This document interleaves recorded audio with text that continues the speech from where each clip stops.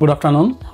আজকে আমরা আবারও একটা সফলতার গল্প নিয়ে হাজির হয়েছি হেক্সা জিন্দাবাজার থেকে। আমাদের একজন স্টুডেন্ট, উনি হচ্ছে IELTS 6.5 পেয়েছেন। And before we go for him, let me introduce myself. This is MD Afzal Hussain, one of the faculty members of Hexa Zindabazar. Could you please introduce yourself? Yes, my name is Virat Das Talukdar, and currently I am a student of Economics Department. I am a student of Honours First Year in Madan Mohan College. Virat sir, IELTS তো 6.5 অর্জন করেছেন। এটার পেছনে অবশ্যই অনেক dedication ছিল, অনেক hard work ছিল এবং অনেকের সাপোর্টও পেয়েছেন। আপনি কি একটু যে আমাকে বলতে পারেন যে আপনার কতটুকু ডেডিকেশন ছিল এটার পেছনে, এবং আপনাকে যারা সাপোর্ট করেছেন, আপনার টিচার, আপনার ফ্যামিলি মেম্বার্স, ওনাদের কতটুকু অবদান ছিল একটু যদি শেয়ার করতেন। প্রথমেই ধন্যবাদ জানাতে চাই হেক্সা জিন্দাবাজারকে এবং আমার ফ্যাকাল্টি মেম্বার যারা ছিলেন, জুবাইর স্যার এবং আফজল স্যার, তাদেরকে অনেক ধন্যবাদ। তারা আমাকে অনেক হেল্প করেছেন এখানে আসতে। এবং আজকের এই 6.5 এর পিছনে আমার ফ্যামিলি মেম্বার এবং অবশ্যই আমার ফ্রেন্ডরা যারা ছিল, আমাকে সাপোর্ট দিয়েছিল সবসময়, তাদেরকে আমি ধন্যবাদ জানাই।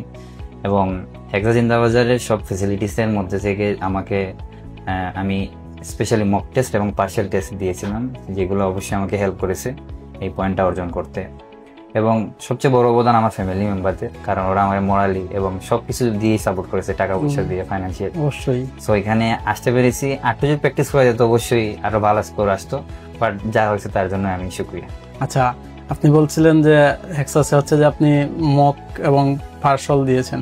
আপনি কতটা মক দিয়েছেন এবং কয়টা পার্সল দিয়েছেন একটু যদি বলতেন। হ্যাঁ, এটা রেজিস্ট্রেশন করার পর যে 2টা মক দেওয়া হয়, ওই 2টাই আমি দিছি, আর এক্সট্রা 1 টাকা আমি খরচ করিনি।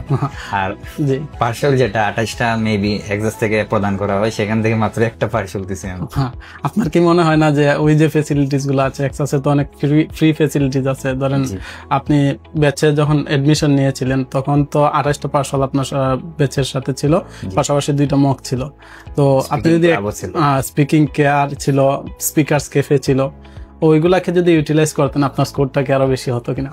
হ্যাঁ, এটা আমি প্রিটি কনফিডেন্স ছিলাম যে একটু বেশি হলেও 7 হয়তো বা আশা করেছিলাম, এটা আমার মন থেকে। কিন্তু ওই যে ল্যাক অফ প্র্যাকটিস, IELTS যতটুকু জানি সবকিছু প্র্যাকটিসের উপরে।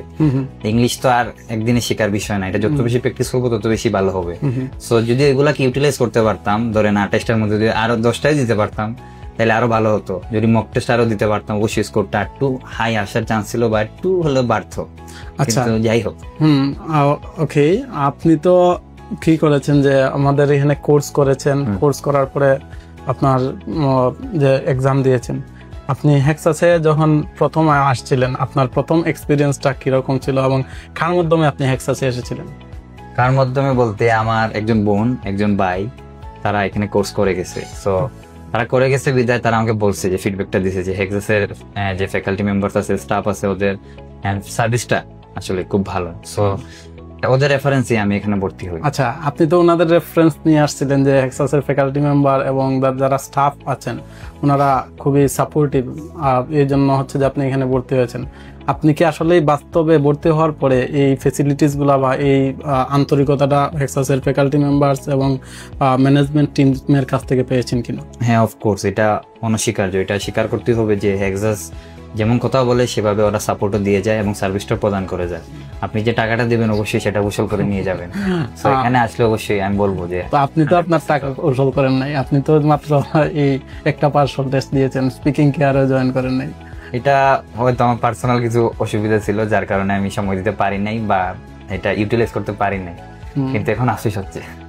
যদি করতেন তাহলে কেমন হতো? যে যদি করতে পারতাম হয়তো বা এখানে 6.5 লেখা আছে, হয়তো বা 7 আসতে পারতো বা এর চেয়ে ভালো কিছু। আমাদেরও বিশ্বাস যে ওই ফেসিলিটিস গুলো যদি আপনি ইউটিলাইজ করতে পারতেন তাহলে হয়তো যে স্কোরটা আরেকটু কি আসতো। তো এটাও যথেষ্ট পরিমাণে ভালো একটা স্কোর। আপনি যে কোনো দেশেই কি করতে চাচ্ছেন অ্যাপ্লাই করতে পারবেন বা যে কোনো ইউনিভার্সিটিতেই অ্যাপ্লাই করতে পারবেন। কারণ আমি যদি বলি আপনার কোন দেশে যাওয়ার ইচ্ছা বা কোন ড্রিম কান্ট্রি আছে কিনা? অফকোর্স আছে। বর্তমানে যেহেতু অস্ট্রেলিয়া ভালো একটা আমাদেরকে দিচ্ছে, ফ্যাসিলিটিস দিচ্ছে, অপরচুনিটি দিচ্ছে, তো আমি অস্ট্রেলিয়াতে ট্রাই করব। এবং আমার ড্রিম কান্ট্রি যদি বলেন ডেনমার্ক, অফকোর্স। কিন্তু আমার তো 13 বছরের শিক্ষাগত যোগ্যতাটা এখনো হয় নাই। সো সেক্ষেত্রে আর ডেনমার্কটা আমি চেষ্টা করতেছি না, বাট ফিনল্যান্ড এখন আমার চিন্তায় আছে, দেখি। আচ্ছা, ধন্যবাদ আপনার অভিজ্ঞতা শেয়ার করার জন্য, এবং আমরা আশাবাদী যে আপনি আপনার পরবর্তী জার্নিতে সফল হবেন জি ইনশাল্লাহ। Thank you.